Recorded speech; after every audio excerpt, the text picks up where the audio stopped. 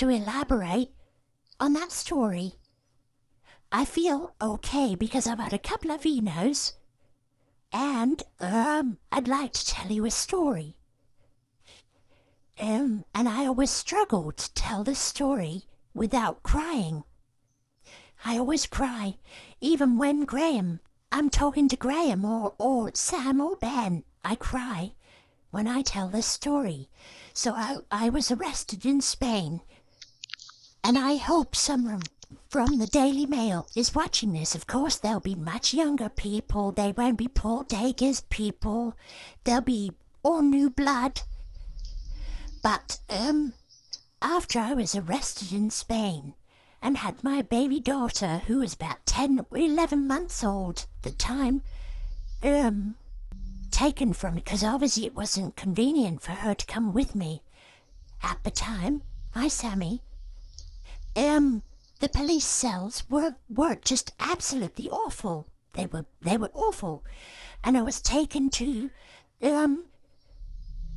Marbella police station, and then I was taken to Fuengirola, and then I was taken to Torremolinos, and then eventually I went to the prison in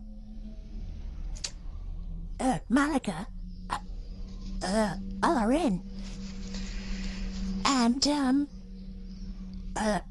when I went into the association hall, after we'd been there for a night, and I went in, I'd asked for a phone call, and they said, later. So I said, okay, being British, I was polite, okay.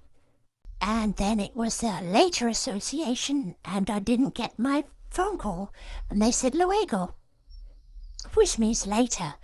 And then it went on, and then we went to bed, and the next day, I was in there about 3 days, and I kept saying, phone call, luego,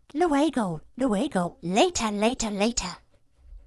And I was very anxious to talk to Graham and find out if Sammy was all right, my baby. And in the end, they just wouldn't give me a phone call. So I went into the association hall, and I sat down at a table, and I was attacked. It's not your table. No, it's very territorial. It's our table. Don't sit here. So I got up, and I sat at another table, and I got the same thing. No, it's not your table. You're not our group. So in the end, I just got a chair, and I dragged it into the middle of the association hall, and I sat down, and in my left hand, I had a photograph of Samantha as a baby, and in my right hand, I had my phone card